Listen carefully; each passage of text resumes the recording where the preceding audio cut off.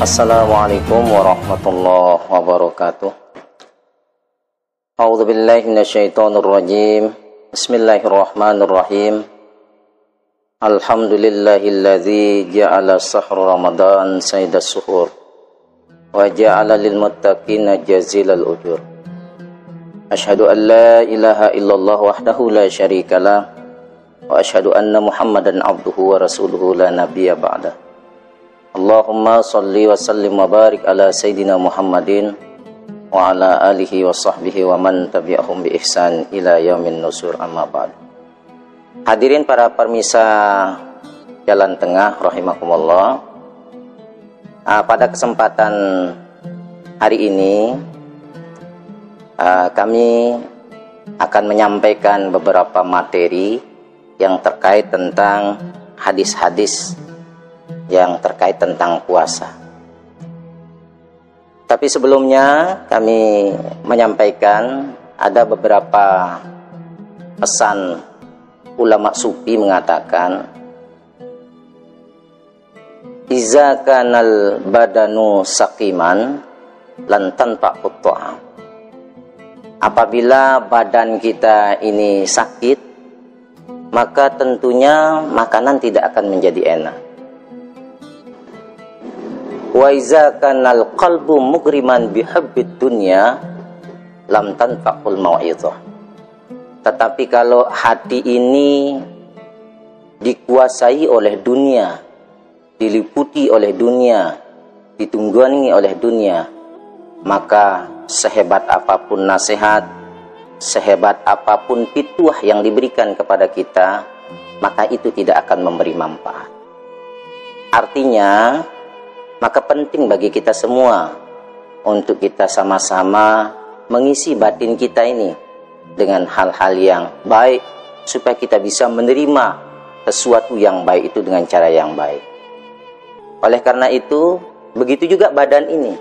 Badan kita ini kalau dia sakit, maka tentunya makanan tidak akan bisa enak kita terima. Untuk itu, maka perlu kita memberikan badan ini supaya sehat, maka makanan yang kita berikan adalah makanan yang baik. Hadirin para pemirsa Jalan Tengah yang dirahmati oleh Allah Subhanahu wa Ta'ala. Terkait dengan tema yang diberikan, bahasanya terkait tentang beberapa hadis tentang puasa.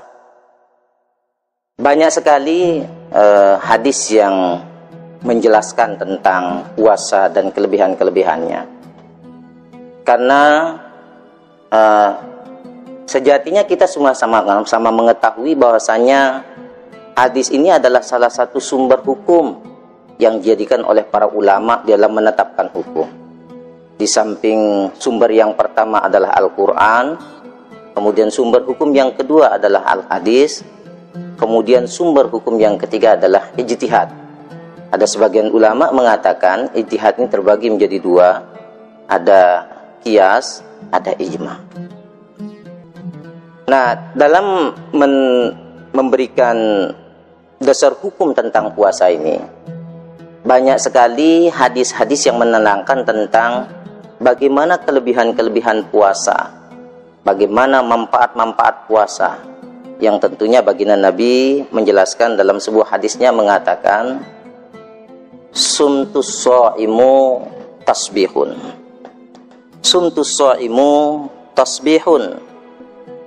Bahwasanya diamnya orang berpuasa itu adalah tasbih. Artinya, dari sekian banyak kegiatan yang dilakukan dalam puasa itu, hanya sekedar diam saja kita mempunyai nilai ibadah. Sumtu, diam kita itu menjadi tasbih. Kemudian baginda Nabi mengatakan,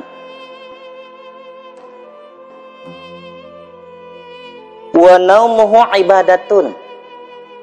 Tidurnya orang-orang yang berpuasa itu adalah ibadah. Lalu kenapa tidur ini menjadi ibadah bagi orang yang berpuasa?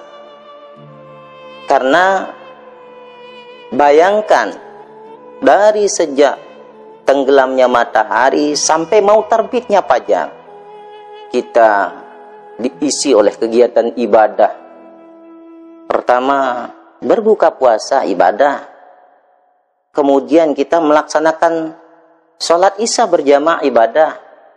Kemudian kita melaksanakan qiyamul lail, itu juga ibadah. Kemudian setelah kita melaksanakan qiyamul lail, yaitu sholat tarawih, kita juga tadarusan, itu juga ibadah. Bagaimana capeknya orang-orang yang berjaga di waktu malam karena ibadah, maka cocok dan pantas orang-orang yang tidur karena kecapean melaksanakan ibadah, maka dinilai ibadah oleh Allah Subhanahu wa taala. Sehingga baginda Nabi mengatakan, naumus shaimu ibadatun. Tidurnya orang-orang yang berpuasa itu adalah ibadah. Kemudian baginda Nabi mengatakan, wa du'a'u mustajabun. Doa kita itu adalah diijabah. Tidak ada doa yang tidak diijabah. Kenapa kemudian doa ini diijabah oleh Allah Subhanahu wa taala? Karena kesempatan setan untuk memberikan godaan kepada kita pada waktu puasa itu sangat kecil. Kalaupun ada kita digoda, itu sangat kecil. Karena rangkaian daripada puasa itu adalah isinya adalah ibadah semua. Dari sejak tidur sampai kita bangun itu adalah ibadah isinya. Lalu bagaimana setan-setan akan punya kesempatan untuk menggoda kita?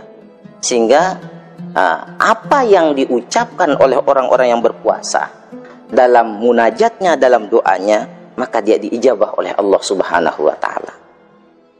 Kemudian baginda Nabi mengatakan, wa dzunubu maghfurun. Dosa kita itu diampuni oleh Allah Subhanahu wa taala. Karena sekali lagi kita ini adalah setiap detik, setiap detak napas kita ini kita melakukan kekeliruan dan kesalahan. Tetapi di satu sisi, walaupun begitu, walaupun setiap saat kita melakukan dosa, walaupun setiap detik kita melakukan dosa, tapi Allah Maha Rahman dan Maha Rahim dan Maha Pengampun. Maka setiap detik itu juga kita diberikan ampunan oleh Allah Subhanahu wa taala. Apalagi di bulan puasa ini. Makanya Nabi mengatakan, wa dzunubu maghfurun. Dosa kita diampuni. Imam Al-Ghazali mengatakan, memaknai makna ghafur ini artinya adalah menutupi. Artinya bahwasanya Allah menutupi kita. Jadi dalam puasa ini apa yang ditutupi? Pertama, kata Imam Al-Ghazali, bahwasanya ada 3 bentuk kita ditutupi aib kita oleh Allah Subhanahu wa taala.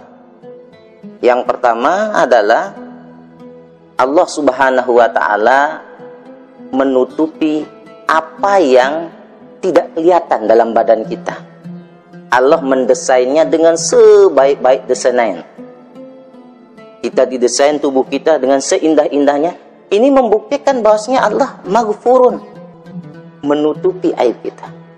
Kalau Allah membuka, sekiranya badan kita ini transparan, hingga badan kita ini terbuka, maka setiap teman kita duduk kita akan malu, maka dia akan menghindar dari kita. Itu berarti buktinya Allah membuka aib kita. Tetapi Allah Subhanahu wa taala menutup aib kita. Dengan cara apa? Mendesain tubuh kita seindah mungkin, dilapisi dengan kulit, dan dalam kulit, di atas kulit itu kemudian ada pakaian yang indah. Ini membuktikan bahwasanya dosa kita ditutupi oleh Allah Subhanahu wa taala. Kemudian yang kedua, kata Imam Al-Ghazali adalah kata ghafur itu adalah bahwasanya hati kita ini, artinya batin kita ini ditutupi oleh Allah Subhanahu wa taala dari hal-hal yang sifatnya tercela. Artinya bisa saja batin kita ini berlaku sombong, bersifat sombong.